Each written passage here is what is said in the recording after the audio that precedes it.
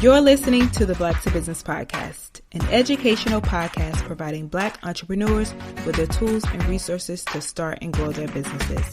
We chat with vetted Black entrepreneurs, thought leaders, and business owners as they provide tips and resources to help take your business to the next level. I'm your host, Monique T. Marshall. Welcome back to the Black to Business Podcast. So excited that you joined me today. Now, before we dive into today's topic, I want to invite you to my live masterclass happening next week entitled Clear Vision: How to Get Clarity in Your Business and Finish the Year Strong. And the reason why I created this masterclass is because we're heading into November, which is almost the end of the year for 2022. And I know a lot of people are thinking, I'll do this, I'll start my business, I'll pivot in my business, I'll introduce this new thing I've been wanting to introduce in 2023. And I'm saying no more waiting. The time is now. So the time is now. In order for you to launch that thing or do that thing, you have to have a clear plan and you need clarity. So I am inviting you to this masterclass because I'm going to help you get clarity. And like I mentioned before, this is a 1-hour live training. So not too much time, but we're going to get so much accomplished. And during this training, I'm going to talk to you and walk you through the exact steps I use to identify our target audience and find paying customers here at Black to Business. And also, I'm going to give you a game-changing formula to identify your competitive edge and business area of excellence. I'm also going to provide you with some of the tricks to perfecting your elevator pitch so that you can make a great first impressions. And you know, I love strategy, so I'm going to give you some strategies to overcome your fears and crush those negative thoughts that you might be having, such as, I'll wait until this time. No. We're going to talk about all of that in this masterclass. And I'm even going to give you the secrets to finding your business tribe, because I do believe that that has a lot to do with the success of your business. And of course, I'm going to cover so much more. So join me in this masterclass. Now, you might be wondering, is this masterclass right for me? Well, it is for you if you've got a business idea and you need to get it out of your head. It's for you if you're feeling stuck in your business and attracting the wrong customers. It's also for you if you're interested in turning your passion into a profit. And it's for you if people are constantly asking you for help in a specific area because they view you as the expert. This masterclass is for you if all of those things or even one of those things describes your situation. And to sign up, you can visit blacktobusiness.com/clearvision to save your spot. And I want to let you know, I know you're busy. So the good thing about this masterclass is that there are several dates to choose from. So you can pick a date and a time that works best for your schedule. And of course, I don't want you to wait till the new year to get started and back on track. So please join me in the masterclass Clear Vision. Remember, the time is now. Go ahead and visit blacktobusiness.com/clearvision. Now let's dive into today's episode, which I'm going to share with you some things you need to stop doing in your business if you want success. Now, as I always say, success is subjective, and you really have to define what that means for you. But this week, I want to share with you some things that have really worked for me on this successful business journey. And I can share some of those tips because I have really defined what has made Black to Business a success. And a few of the many reasons that we have in a successful business is because we have made an impact. We're growing, and we're also a profitable business. Now, I'll be honest and say that hasn't always been the case. As you can imagine, business has its ups and downs, but lately for us, we've had some really high moments. And I think that this is as a result of me as a leader. I've stopped doing certain things and I've stopped doing a few things. So I wanted to share with you some of those things. Again, things you might need to stop doing in your business if you want to reach success. So the first thing I'll say is, and these are of course in no particular order, but these are some of the things that I had to stop doing and that I noticed even some of the people that I help, because I do business coaching as well, some of the things that I notice and some of the patterns that I see. So one of the first things I'll say is that I had to stop being a perfectionist. If that's you, stop it. One of the things I'll say about this is that, especially for me operating Black to Business, I always feel like, and I'm sure that you could possibly relate to this, I've always kind of felt like as a Black business owner, we're under a microscope. Everything that we do could be possibly criticized. And sometimes that could weigh on the business leader. And I'm not to say that's always a horrible thing. One of the things I love to say, and I've said from the beginning, is that we always want to operate in excellence here at Black to Business. But I think that that is the case because we are a Black-owned business. We're helping Black-owned businesses, and we want to, of course, set the standards. But with that comes this idea of perfectionism. And I think that's the burden of many Black entrepreneurs, feeling that we always have to be on, we can't make mistakes. And one of the things I had to realize is that, one, you can't carry the weight of everything on you, but also sometimes done is better than perfect. And honestly, this didn't click for me until later. So I had to remember done is better than perfect. And I also had to remember these are some of the core values that I created when I created Black to Business. I always wanted to operate in excellence. So I always go back and think, and this might be the case for you, just reminding yourself that you're a good person, you're operating with integrity, and you know that you're going to do a business that is built on integrity. You're going to do right by people. So just keeping that in mind. So when you are doing something, it might not be perfect, but you know at your core, you're doing a good job. When you're charging somebody for something, you're giving them a good product. Not being a perfectionist also means that sometimes we want everything to be perfect in our eyes, essentially, when the client or the customer is not even asking for all of that. So we almost always end up doing more than what we need to be doing. So stop being a perfectionist. And one of the things is you have to realize this, it could stunt your growth. And one of the things I always tell people about is so I used to work in the insurance industry. And I think that the insurance industry is a highly regulated industry. And my job in particular I was dealing with big policies, paying out money and dealing with attorneys and things like that. And so when you're in this highly regulated industry, everything is very detail oriented. And I remember as I moved up the ladder, one of the things was one of my first leaders, he was very detail oriented. He was very nitpicky, but he was really good at what he did. And at that time, that particular position, that's what was needed. And so when I was promoted, my new position, it didn't require as much. It was more so done is better than perfect. And so for a while, I struggled because I was making sure that everything was perfect. I was going through, re-reviewing everything, second guessing some things in a sense. And sometimes when I would have reviews with my new leader, he would be like, "You're amazing. Like, you're doing very amazing." But sometimes what slows you down is that you overthink. You're trying to get all the details. So I always tell people, like, my first leader, he was amazing. And he taught me a lot of the things that I do in Black to Business today, like how I operate.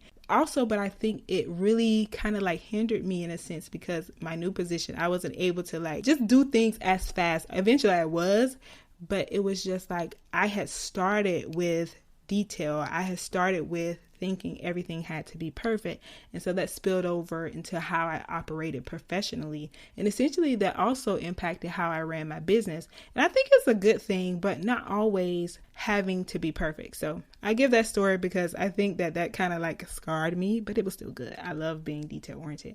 Everybody that works with me thinks I'm very detail oriented.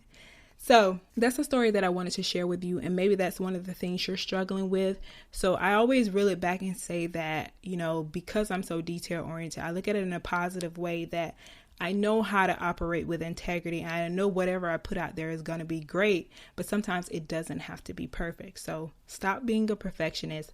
I'll also say is that one of the other things about perfectionists I realized was that working amongst other entrepreneurs and being in this space as a full-time entrepreneur, I've noticed that a lot of people are winning without perfect final products.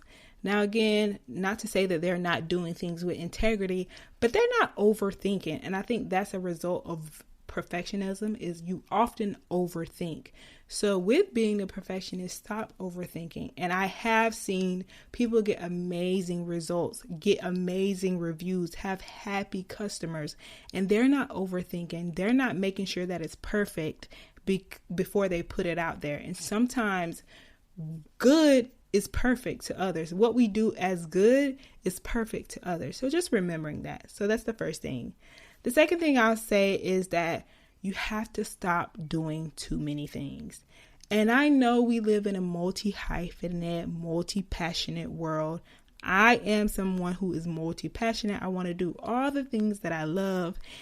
It's a good thing sometimes, but I really, really, really think it's important to dial in and focus on one thing. And again, it's nothing wrong with being a multi-hyphenate. But one of the things you have to think about is that might not be the best thing for me to do right now while I'm focusing on this thing. So one of the things I realized is that as a person that dealt with being multi-hyphenate, multi-passionate, or still deals with that, I had to really sit within myself and say, you need to focus on one thing. And one of the things I realized is that my business started to grow. And then as a result of it growing, it required more time. It required more of me. So I couldn't focus on all of those things. So one of the things is I had to realize, okay, that might have to wait. And I don't ever want to do something if it's not good enough. I don't want to ever put something out there that's not a good product. So I would rather wait until it's up to standards. But one of the things I felt good about is that when I started to put my all into something, I really started to see the results and I felt good. And then I started to think, okay, this will give me the opportunity and the freedom to focus on those other things eventually. Or one of the things you also want to know is that you can have hobbies. And I want to let you know what a hobby is, because I want to make sure I give you the real. So a hobby, I looked this up. A hobby is an activity that a person pursues because they enjoy it with no intention of making a profit. So people operate businesses with the intention of making a profit, but many people, they engage in hobby activities that could eventually turn into a source of income. So it's okay that you have a hobby. So while you're doing your business, find that release in things that you really enjoy doing, that you're not necessarily doing it for money. But put your all into, your business and making sure that that thing grows. And then who knows what, you're doing this for fun and not even focus on generating money from that hobby on the other side. It could eventually, your business could give you that freedom, especially if you're working a 9-to-5. You don't have that much time, but your business could eventually give you that freedom to focus on that hobby. And who knows, make it into another business. So just keep that in mind. Also, one of the things is part of this is you have to have patience. You have to wait for that one thing to gain momentum, wait for it to become stable, and give yourself time to breathe. And then you're able to add on something else. I know we had a person on the podcast before, Ebony, talk about the power of focusing on one thing and how she had this lash business and she was doing her coloring book. But once she was able to focus on just her lash business, which was something that she just liked, having lashes, her business grew and she was able to get into multiple stores. So I always want you to think about what happens if you go in and you might have to make that tough decision and pause on something that you're doing, two things at the same time. So I really, really want to encourage you to not do too many things. I know it's hard, but trust me on this. Just focus and know what will happen if I go all in. Just give it a try. What will happen if I go all in? So the next thing I'll say about some of the things that you have to stop doing is that you really have to stop saying yes to too many things. And I always think about this. When you say yes to something, you're saying no to something else. So you cannot, especially as a business owner, and if you're working a 9 to 5, especially if you are a solo entrepreneur, you only have so much time in a day. So you don't want to overextend yourself because you're not going to produce your best. You might think that you're getting stuff done, but you might notice more errors because you're tired. So remember, you cannot overextend yourself, and you might have to say no to some things. So if you don't have to do it, then you don't need to be doing it. And one of the things I always say is that you want to request people give you a notice. So I've talked about this before. One of the things that I do with my friends or my close acquaintances is I'll say, I want to show up for you, but sometimes people can tell you stuff last minute and maybe they won't know until the last minute. But I'll say, hey, if you could give me a 2-week notice, I'll make sure that I can try my best to show up for you. And people respect that. They understand. And that's how you begin to create those boundaries.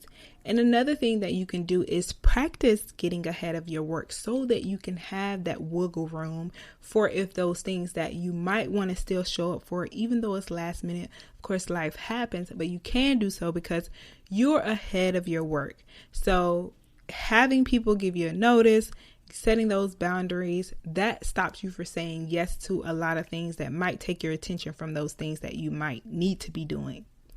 And another thing I'll say is stop looking at what others are doing. This goes back to what I mentioned on one of my previous episodes, is that you have to really find your tribe. So as I mentioned in the beginning of this episode, I'm having a masterclass. So if you're having trouble finding your tribe, I'm going to help you do that in this masterclass.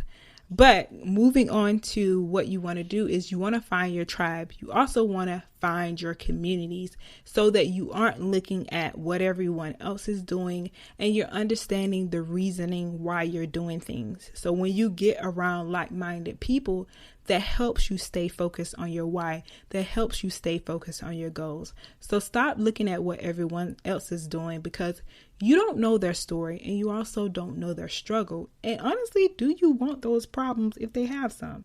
So remember that, and remember that what sets you apart, what keeps your customers coming to you or coming back to you is because you are unique. So continue to remind yourself of what makes you different and why you're unique. Another tip I say that you have to stop seeking validation for those who are not your customers, because this will only cause you to waste precious time and energy. And as a business owner, you need both. I can't tell you how many times I've thought, man, if I would have just did a survey, man, if I really would have talked to my customers, I really would have gotten what I needed to get instead of talking to people who were not my customers. So stop seeking validation from the wrong people. Even if you think it's innocent, you run your ideas by certain people. It's not, because what you'll start to do is you'll start to take on those things that they're saying.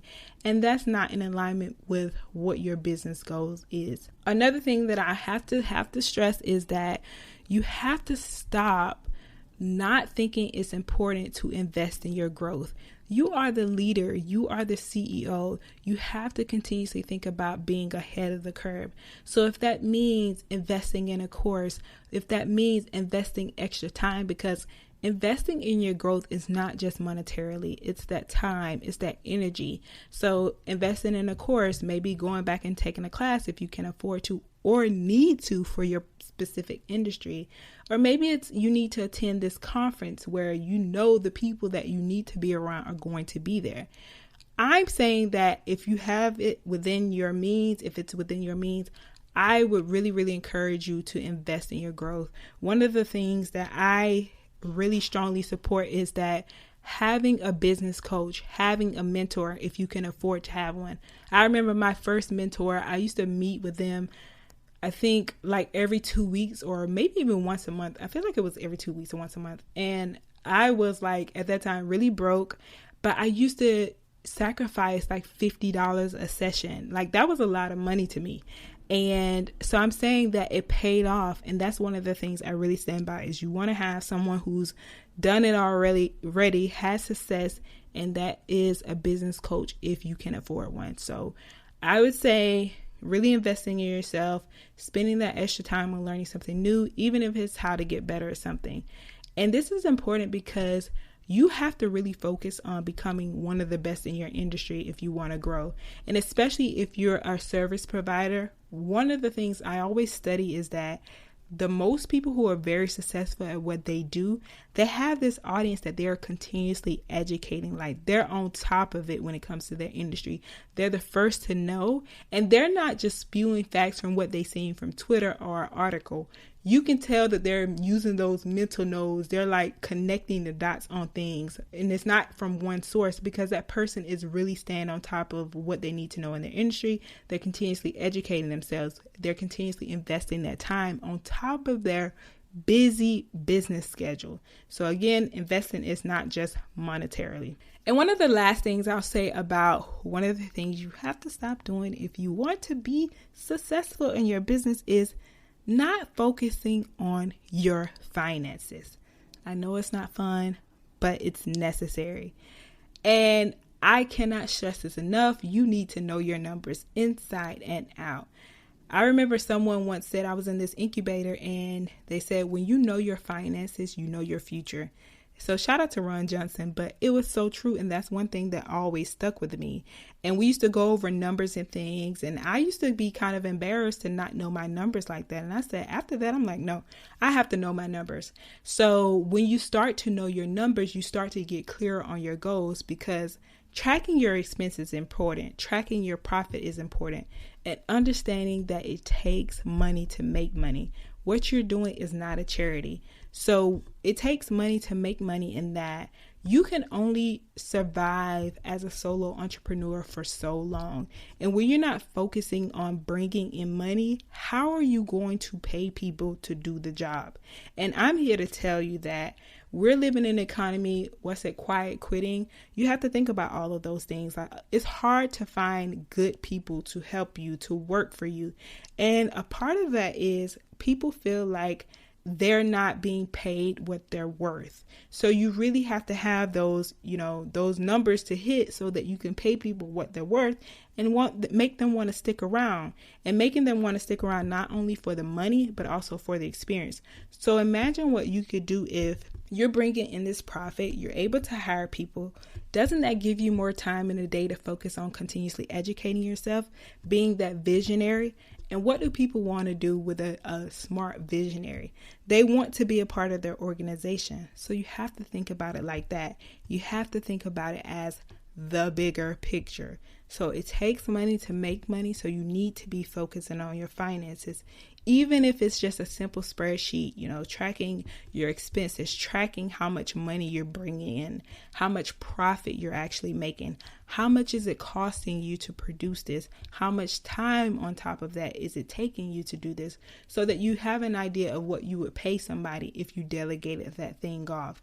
So I can't stress it enough. Tracking your finances is important, not only for you internally, but also when you have to hand it over to an accountant, and them knowing, educating you on some of the expenses that you could cut, some of the things that you could write off in your business is so important. So once you know your numbers, you're able to make those type of decisions.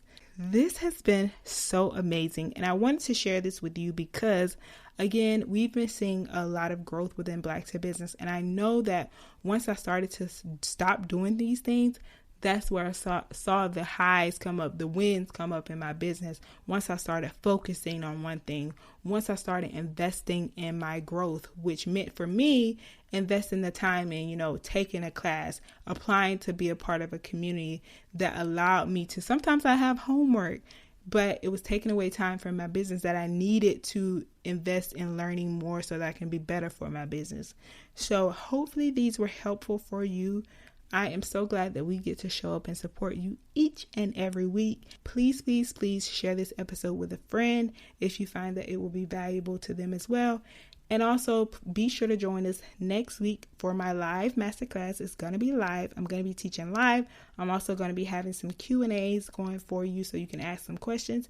And it's only 1 hour. So a lot of those time slots, some of those time slots are during your lunch break. So it's just 1 hour. You can visit blacktobusiness.com/clear vision to sign up. Thank you again for listening, and I will chat with you next week, same time, same place.